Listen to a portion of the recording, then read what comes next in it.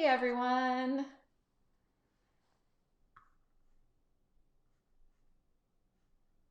All right, it looks like everything's working. My mic is working.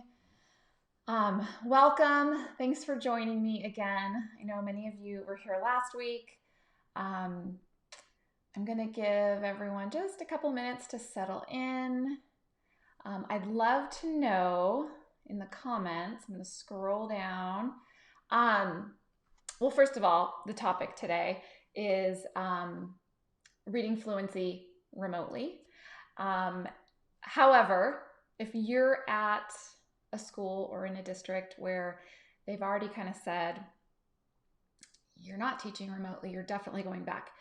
So if you are going back, you're actually going to be able to use what we're talking about today. So let me know in the comments, if you don't mind, if your district has made a decision, if you know if you're going back or not. I know it's really early. Some schools do start in July, so you might know if you're already going to be starting with distance learning. But I'd love to hear from you in the comments. Just let me know, yes, we're going back, we don't know, still waiting, because I just kind of want to get an idea where everybody's at. Vedia, you are going back. Oh, and if you don't mind, let me know where you're from too, if you're and if you're going back or not. So what your status is as well. Rita, you think you're going back face to face? Okay. I know they're going to get quite a few responses here. Yeah, South Carolina, I'm sure, is still figuring things out. I'm surprised by all the face to face. Blended. Michelle, I see. Yeah. Rhonda will begin remotely. Yeah. Missouri. Okay. Yeah. Well, so I'm in Nevada or Nevada. I'm not from Nevada, but I say it incorrectly. It's supposed to be pronouncing it Nevada, apparently. Anyway, I'm in Nevada and we don't know either. Our district's still figuring things out as well. Wow. Hybrid. Yes. Okay. So the great thing about today's training is even if you're going back, you're still going to be able to use what we're going to talk about. In fact, I'm thinking, wow, I wish I had had this tool when I was doing reading fluency in my classroom because it would have made things so much easier.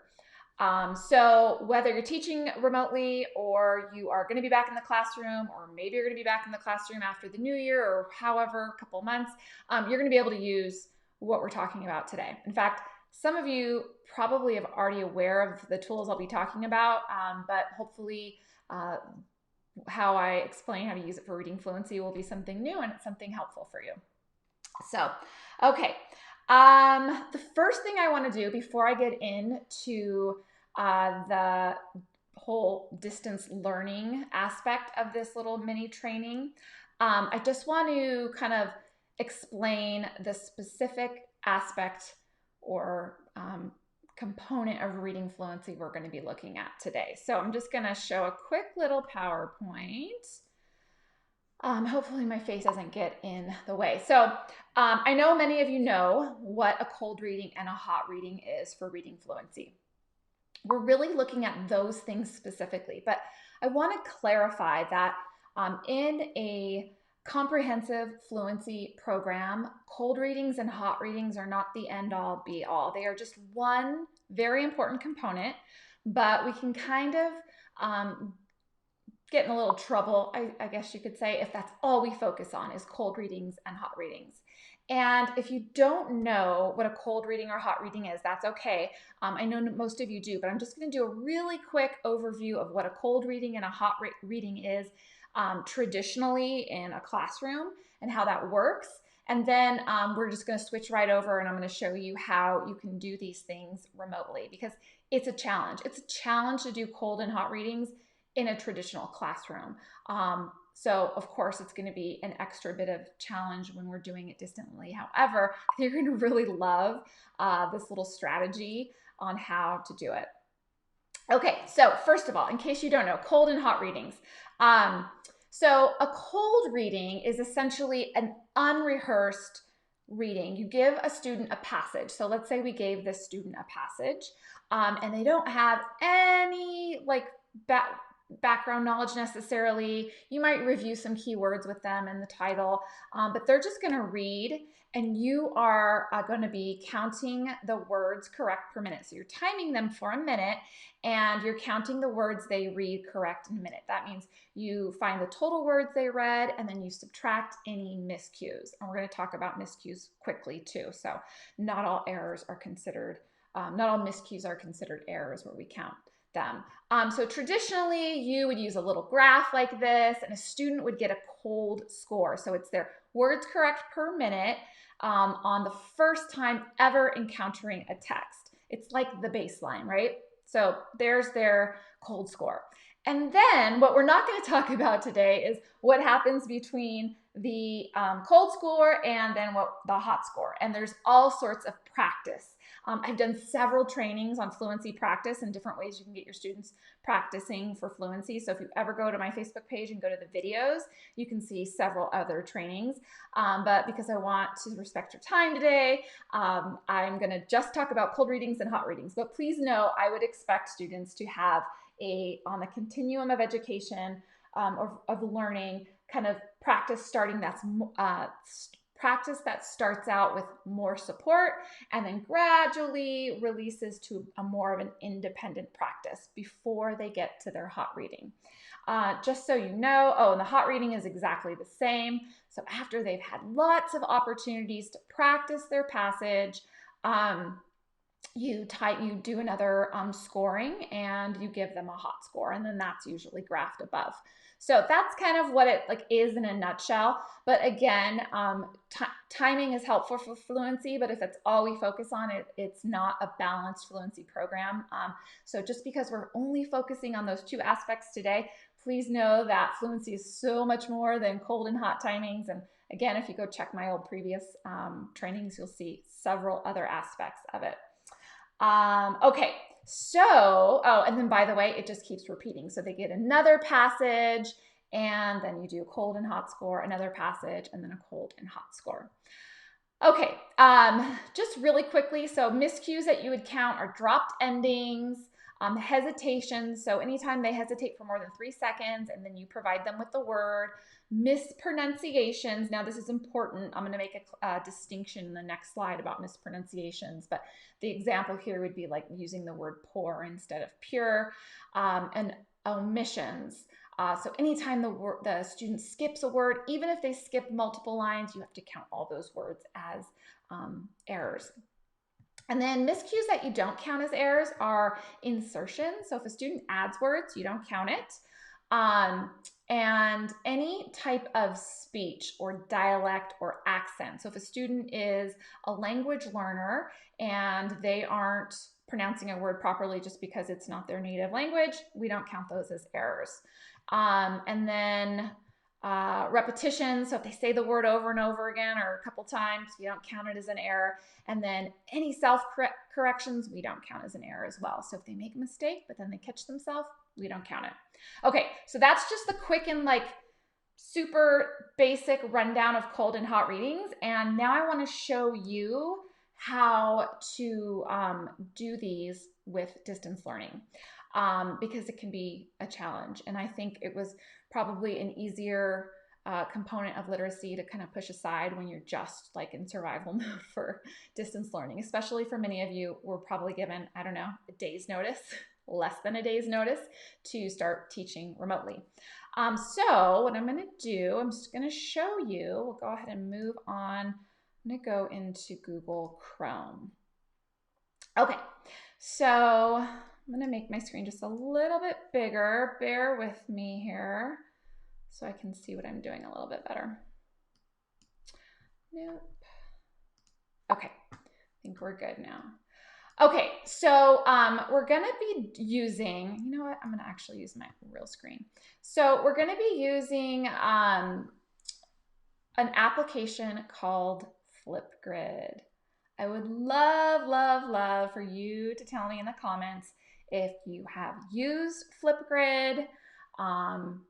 So just tell me yes or no. I love it. I think it's super valuable.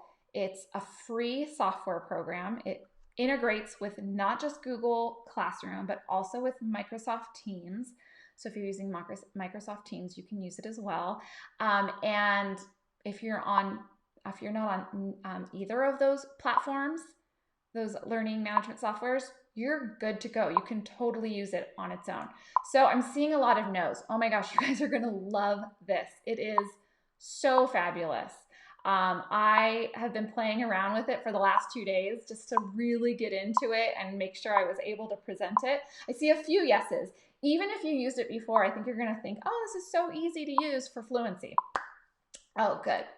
Oh, Dr. Deborah Woods, you were just introduced to Flipgrid. Great. Isn't it funny how like when you learn something new and then all of a sudden you're seeing it everywhere? Okay. Fabulous. You guys you're going to love this. Okay. And by the way, Flipgrid, once you see how I'm using it specifically for reading fluency, you're going to be like, oh my goodness, I can use this in so many different applications for so many different subjects. And you'll see, even when you go back to the classroom full time, it's such a great tool. It is not just for distance learning. Okay. So I'm going to begin. Goodness, I wish I had my screen. My screen's a little blocked, but let me see if I can just do something to make this a little easier. Okay. So yeah, that's not working. That's okay. Okay. So here's what we're going to do. I'm going to close out a few screens so I can just see what I'm doing, and we should be good to go. Okay, but I want to just see your comments. So sorry as I talk myself through my technology. The screen is fuzzy due to poor internet connection. Can this be sent to an email later? There will be a replay, so you can always watch a replay. Just so you know, I'm hard lined in, so I don't think it's my internet. So you might want to go next to your Wi-Fi router or close down all tabs. Okay, let's begin. We are going to begin. So the first thing you're going to do is go to Flipgrid. And you are going to, I've already created an account. It is so easy. You're going to go to create an account. And what it's going to do, it's going to ask you to either use your Microsoft Teams, or you're going to go to sign up with Google. Now, I've already signed up with Google, so I can't show you those steps, but it is so easy and seamless. It literally was like 3 screens, and it synced with my Google Classroom. It imported my students. By the way, your students do not have to log in ever, so it doesn't require any of like that information because it syncs with Google, and it's fabulous. You're gonna love it. So I'm gonna log in. So let's see, I already have an account. So I'm gonna log in, and I'm gonna be logging in and out as a student, as a teacher, so you can kind of see what it looks like on both interfaces. So here's what it looks like. It has lots of cute little tutorials, but here's what it looks like when you go in and you have nothing. So by the way, I'm going to use the terminology grids, and it might not make sense at first, but then it'll all click once you see the how it works. So I have 0 grids. So the first thing we're going to do is we're going to add a new grid, and I am going to add. I'm just going to put reading fluency. Now you're going to use your school emails or your school student IDs. It just depends on how your Google Classroom is set up. And you're going to click next. Now you'll see your school's website here because it's your organization. So that's my organization. It's going to import all of my students. And the one thing I am going to do with this grid, I'm going to get kind of cute here, is I'm going to give it a little reading visual just to help with students. Now, what happens is, so you have a grid, and a grid, it's like the hierarchy is a grid, and then within the grid, you have topics. And once you create a grid, you're going to have these topics or subtopics, and it always creates like a default one. So we're going to delete this one because we don't need it. So I'm just going to scroll down and delete the topic, and then we're going to create 2 topics. So we're going to go to add new, and I'm going to put the date. So remember, we're doing a cold reading and a hot reading, and for distance learning especially, or if you're just starting this off with your classroom face-to-face, I recommend only doing one passage a week. So that means a cold reading on Monday and a hot reading on Friday. It's easier to manage, it's at least when you're getting started. And then once your students go through a few cycles of like the Monday through Friday kind of weekly cycle, they'll get it, and you can start squeezing in 2 passages a week if that's what you want to do. So what I do for organization purposes is I put the Monday's date. So Monday in September is 9/28, and I put RF for reading fluency, and then I put cold reading. And then you're going to add just some really simple instructions. Record your cold reading here. Now, I want to bring your attention to this part right here. This is the recording time. So your students are actually going to be recording themselves reading so that you can listen to it later and score the reading. I'm going to leave it at 1 minute and 30 seconds, but depending on what materials you're using for reading fluency, whether it's passages you've written or passages you have, or you're using a close reading passage, you are going to want to mess with this, because I think it's important that they have enough time to read the entire passage. You might think, well, I only need to hear them for 1 minute, but then it creates an inauthentic reading scenario or situation, and we really want them reading the whole thing and not just thinking, oh, I just got to read for 1 minute and I'm done. So keep that in mind. For demonstration purposes, I'm only keeping it at 1 minute and 30 seconds. And then you're going to want to check this, video moderation.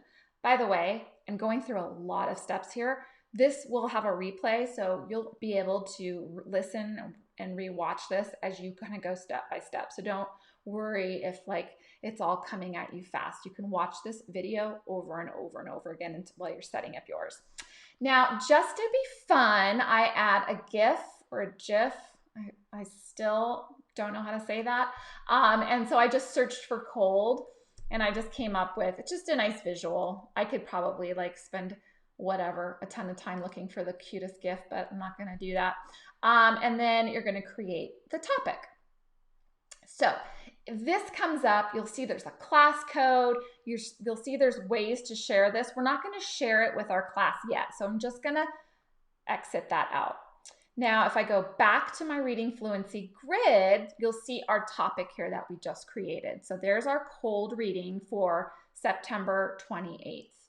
Now we're going to make one more topic, and I'm going to still, even though this is for the hot reading, I'm still going to label it. I'm still going to label it with 9/28, because then it's just like the week of 9/28. This way students know that these 2 topics are tied to each other. And then again, you can just put, okay, don't forget to do this and change the time so that it's appropriate for whatever reading materials you're going to be assigning your students. And then we'll add a GIF. I think I had to do fire. I don't think there was a GIF for hot. So, okay, we have to do Tom Hanks and Castaway. There you go. So create a topic. Again, you don't have to worry about any of this yet. You're just going to exit. So if we go back to the reading fluency grid, now you're going to see 2 topics. One thing I'm going to recommend is that you put the hot reading fluency below. Just in case your students look at the entire grid, they can make sure. I mean, we have all of our visuals and stuff, so it's going to be pretty simple for them to do, but just because it's the order of how they're going to go through this, I'd put the hot reading below. Okay, so here's what we're going to do now. We're going to share just the cold reading with our students through Google Classroom. Now, if you're using Microsoft Teams, the process will be very similar. So what you'll do is you'll click on share, and then I only have Google Classroom, so I'm going to show you how to do it through Google Classroom. You're going to choose your class, and you're going to create an assignment, and you'll click go. Now, I am going to give this assignment 9/28 RF, and it's going to be cold reading. I'm not going to add instructions, but you absolutely can. You can see the Flipgrid link right there. Now, here is something you're going to be aware of. Maybe not all of your students are working on reading fluency. Maybe that's just not an issue for all of them, and so they're not doing a cold and hot reading. So don't forget that you can always assign. Now, I only have 2 students, 2 people in my organization, so I don't have a very long list, but you always can just assign this to whoever you need to. One thing I'm going to recommend is, well, 2 things actually. I would have you put the due date, which for a cold reading, it's going to be Monday. You want them to do that by Monday. So that's Monday. And then maybe you do it, I don't know, by 4 p.m. or something. Okay, so they have a due date. That will help keep things organized for them in Google Classroom. And then definitely create a reading fluency topic, because you're going to have other assignments and you want everything nice and organized in your Google Classroom. So classify it for reading fluency. And then you're going to click Assign. Now I'm going to log into Google Classroom as a teacher and show you what it looks like now. And then I'll also log in as a student so you can see what it looks like for a student. And then we're actually going to go through the steps a student would, and then kind of send it back to the teacher interface. So we're kind of ping-ponging from student to teacher, but I really want you to understand like the whole process and how it all works. So, oh yes, Angie, I see your comment. Use it for STEM, morning meetings. It's like you can use this for so much. It's awesome. Okay, so let's go to, I'm logged in as a teacher. So here's my Google Classroom. And you can see, here's the assignment we just created. It's our Flipgrid assignment, okay? If I log in quickly just as a student, let me show you what it looks like as a student. So if a student logs in, they'll see their assignment under the stream. But if they go under classwork, see how it's organized under reading fluency, they're going to see theirs right there. Okay. But I am going to log in as a teacher one more time because we're not ready to, oh, it looks like I am, but let me just clear this. We have to give them something to read. So this next step is just giving them content. What do you want them to read for their cold reading? You may have passages. You may have certain materials for reading fluency. The only guidance I'm going to give you is that you definitely want to be careful about pairing text with students for reading fluency. Just like anything for guided reading, you want it to be instructional levels. They should know about 90 to 95% of the words. So you should have some assessments in place to get so that you can give them exactly the really good fitting text. Latoya, you're asking about Seesaw. Yes, you can do this with Seesaw too. And I'm going to do a training maybe in a week or so about doing this with Seesaw. I know Seesaw is really popular with younger students. So anyhow, you need to figure out the material. For demonstration purposes, I'm going to be using materials from Flow Reading Fluency. For Flow Reading Fluency, we have like traditional passages here. I don't even know if you can see me. Okay, we have traditional passages, but we've also created Google Classroom versions of the passages. So I'm actually going to be assigning the Google form passage. So what you're going to do now is you're going to create. Now, depending on what kind of material you're giving to your students for a cold reading, this might be different. You might just be clicking on material and sharing a PDF or an assignment with a Google Doc. However, however you are, whatever material you're using, it's going to probably change a little bit. Again, I'm using a Google form, so I'm going to use a quiz assignment. And then what I'm going to do here is, again, I'm going to start with the date.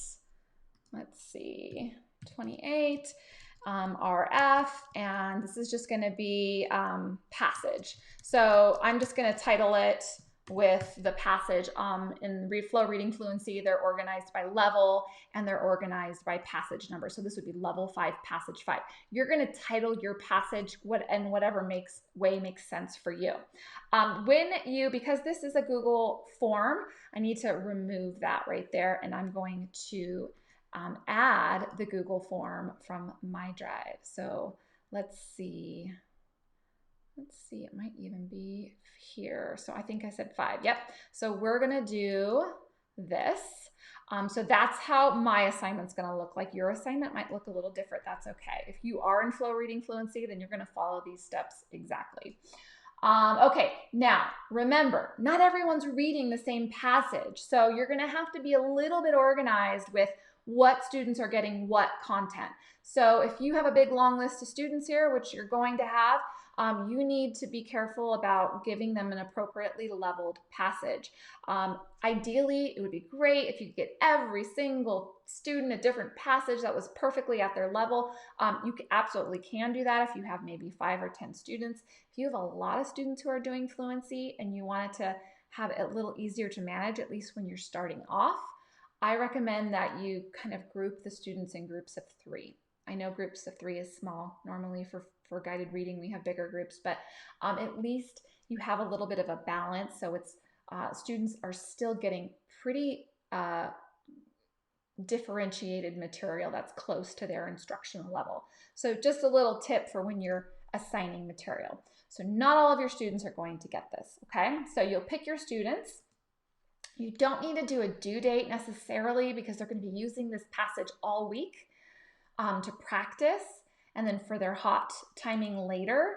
But yes, of course, you want to put it in reading fluency so it stays nice and organized in their Google Classroom, and then you're going to click Assign. Okay. All right, I'm trying to look in at see if there's any questions. Shannon, will this link to Clever? Unless Clever works with Google Classroom, I don't know for sure. But definitely you should look into it. I know an administrator has to link apps and software with Clever, so you might want to have to talk to a tech administrator on that one. Okay, so when this is a teacher's interface, you can see now we have a cold reading and then we have the passage. So I'm going to log in as a student now and we'll see what it looks like for a student. I'm going to close that window just so we don't get confused. So here's the student, here's Greg, and if you go to classwork, he'll see, oh, he has a cold reading assignment that has a due date of Monday, the 28th, and you have the passage. This next part will have to be modeled for your student if you are doing this distantly. Well, even if you're doing this in the classroom face-to-face, you're going to have to show students how to get 2 screens side by side. So they're going to click on their Flipgrid, and they're going to log in with their Google account, their student Google account, right? So I'm logging in as a student. Now this is what it looks like for a student. The student sees that they're in the Reading Fluency Flipgrid, and then they see that this is where they're going to do their cold reading, and they see this big green button, right? So you're going to teach your students to get this into its own window, move it over. I actually have it on the left for some reason. I've just got used to it being on the left. And then they're going to go, oops, they have to get their material to read, right? Then they're going to pick up their material. So this is the passage from Flow Reading Fluency that's in Google Forms. Remember, this is going to look different if you're not using Flow Reading Fluency, but again, you can use any fluency materials you have. All you need to do is show students how to get the screens side by side. One thing, if you are, I know a lot of members from Flow Reading Fluency are here today, so I don't know how I just only learned this today, but teach your students for sure how to use that in Chrome so that they can zoom in and make it nice and clear for them. Okay, so this is what a student's going to do, and you're going to have to tell them, this is a cold reading. This is a one and done. There's going to be mistakes, no problem. There's going to be errors. You might stop. You might skip a line. It's okay. Do your very, very best. Because you're going to see in a minute with the interface that, oh, my students are going to want to redo it and redo it and redo it. And that's okay for the hot reading. For the cold reading, we want to really emphasize, please, we want the baseline. We want to see growth. We want to see where we can improve. So you'll have to kind of explain that to students. Now, they click on this, and this is what a student sees. So a student sees their face. And then they can do all sorts of little cutesy things here, which you know they will. And then they press record. So if you record this, you'll see it has that 3, 2, 1. Then you have your student read the passage. So, do you have a dog? If so, you probably take it for walks and play with it. You get the idea. They're going to read the entire passage. If they finish before the passage, they're going to press pause.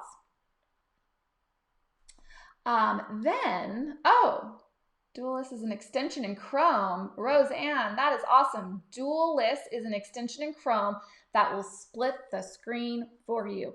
Brilliant. Thank you for sharing that. I love all the little tricks. Okay. So I'm gonna click next and I'm gonna be quiet because you'll see it has that 3, 2, 1. Then you have your student read the passage. Okay, so there's the recording, obviously not an accurate recording. But what happens when they press next is, oh wait, maybe I didn't see that. You'll see it has that. I think if they finish the whole thing, then they can actually redo it over again, but it's only adding more because they didn't finish it. So they're gonna click next. They get to take a selfie. They can decorate their selfie. You know that they'll go crazy with that. Maybe they can. There you go. And then they're going to send it. They'll go next, and it's preparing the video. And then they can add information here, and then they're gonna. That's a fabulous selfie. Oh my goodness. They're gonna go to complete.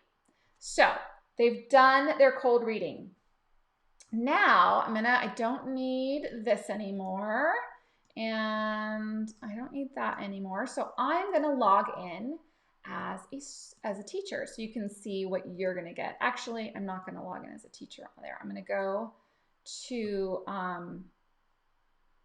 let's see, I'm gonna go to Flipgrid and I'm gonna log in as a teacher, and I think I am here. So when you log into Flipgrid now, what you're gonna see is one video. So if I click on the cold reading, I can see that Greg has done his cold reading. And so all you're gonna do is you're gonna click on this. Okay, I'm gonna pause that. We don't need to hear that again. And you're gonna press play, and you're going to, if you have a paper version of your passage or material, and you're gonna do a cold scoring just like you would have done in a classroom, sitting across from that student. So if they've read the entire passage, this is kind of nice because if they read the entire passage and it's longer than a minute, which it will be, then you can actually just start the timer whenever you want and use your paper to score them. So you don't have to score the first minute. You can score the last minute or a minute after they've started reading. You get to pick. If you're like a math person, you can do the entire passage and then just figure out what the words correct per minute ratio is based on the time it took for them to read it. Up to you. Lots of flexibility, but it's just like you would do it just like you would with a student face-to-face in class. And then here's what you're going to do. So let's say you can give some feedback. So you can say, great job. Your cold score was, let's say it was 85, and your goal is 115. I'm going to talk about goals in just a minute. So then you email them their feedback. So send the feedback, right? And then I made these graphs and I'm going to put them in the link. So you're going to get access to these graphs I made. I actually made them in Excel. Okay, I need to zoom out now because we're way too zoomed in. I made these in Excel. So if you're in Microsoft Teams, they're going to work too. But I will put these I'll put this in a comment. I'll put a share link so it'll force you to copy it to your Google Drive. But basically what you're going to do is you're going to use these graphs. And by the way, you can, I have a graph that goes up to 200. Honestly, a student is technically fluent anywhere between 150 and 175. So you might not need this, but maybe, why not? There's 1 to 180, and then typically 150 is the most commonly used. So you're going to put the date, and then this was passage 5.5 for flow reading fluency. But again, if you're using something else, you're just going to put some kind of passage identifier just so you know what material they were reading. Perhaps it'll be a reading level or a Lexile level or a DRA level, whatever material you're using. And then all you're going to do is, by the way, this the best I could do is to the every 2.5. So you're going to have to round their score to the nearest 2.5. So if he had gotten 86, then we would round it down to 85. That's like the smallest increment I could make to make these look accurate. So here's 85 and his goal is 115. Again, we calculate goals for float reading fluency. It depends on their level, but it's usually you add 30 or 40. So more advanced readers, you add 40 to their cold score, and that's how you get their goal.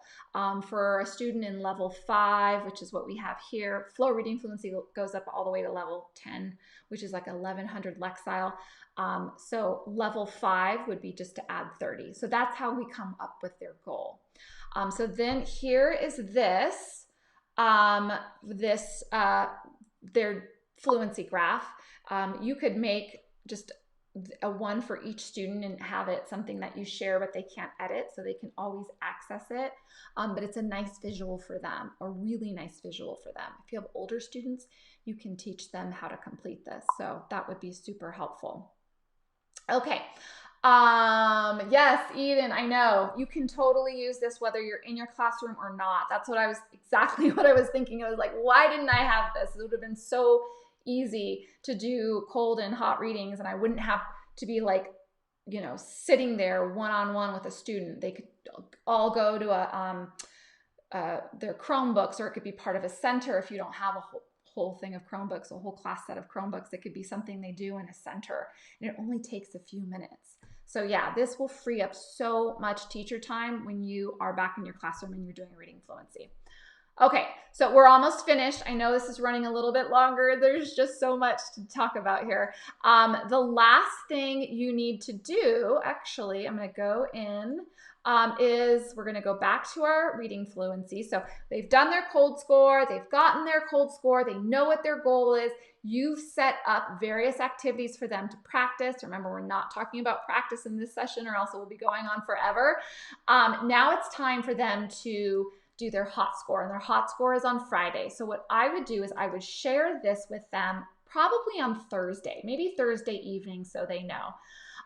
So you'll go to same exact steps. It's going to be an assignment. You'll click go. We're going to use 928 even though it's Friday, just so they can see the connection.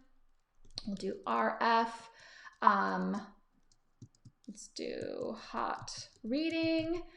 You don't really need to put instructions, but of course you can. You can, if you're like want to do all, remember, you can always schedule this. So you don't have to, I don't like to schedule it both the hot reading and the cold reading topic in Flipgrid at the same day, even though they're not going to probably get confused, but you can always schedule this to go out Friday morning or Thursday night, whatever you want. So you're going to pick the students that need it. Of course, let's give this a due date. So I think Friday, the week of the 29th is, yep, it's October. And then you can give a time. And then, of course, reading fluency. And then you click assign. Done. So now they've been practicing all week and they know on Friday. So let me go in as a student. Okay, I'm in as a student. So now what the student sees under reading fluency is, oh, my hot reading. I have to do my hot reading. So they use the same passage, so they know this content is what they're going to be using. They're going to put up their dual screens, or they're going to use, oh, I already forgot. Let me see if I can find, what was the name of the app? Okay, someone maybe can type it in for me. But they know that it's time to do their hot reading. And for their hot reading, they can record and re-record as much as they want. We don't want them doing that with their cold reading, but let them know that if they didn't like that one, they can do it over again. And it's a really built dualist. Thank you. Thank you, Rakai. So let them know that you can practice and practice and practice. I mean, eventually they have to submit something, so let's not get too hung up. But if time permits, let them practice. It's just more reading for them. And then they should also know what their goal is. So they know that they're trying to get a certain words per minute. they have that goal that they're trying to reach, right? So I'm not going to go ahead and show you how to do the hot reading because it's exactly the same. Remember, they're just going to click on Flipgrid and they're going to click on the content that you assign them, and they're going to do side-by-side reading. Okay, oh my gosh, did that go on forever? Where are we at? 40 minutes, I'm so sorry. I always try to make these 30 minutes or less. So that was a lot, a lot, but you can literally replay this video. It's not going anywhere. You'll have a replay. You can save it. And while you're setting this up, just do it. Pause and set up and side by side. And then once you set it up once, you'll be like, oh, I get it. It's super easy. So I'm sorry I went over. I am not going to be here next week for a training, but I am holding a 1-hour masterclass for reading fluency. So just check my Facebook page. I'll be posting about that soon. And yeah, let me know what you think. Let me know if how you're going to be able to use this. Even if you don't use it for reading fluency, you can totally use it for several other things. And then, like I said, when you go back to the classroom and you're teaching in person, you can use it there too. So, all right, I'm going to let you guys go. I will be in touch soon. Thank you for coming. I hope you found it valuable. Please tag a friend who might be able to use this with their classroom if you can. All right, you guys, we'll see you later.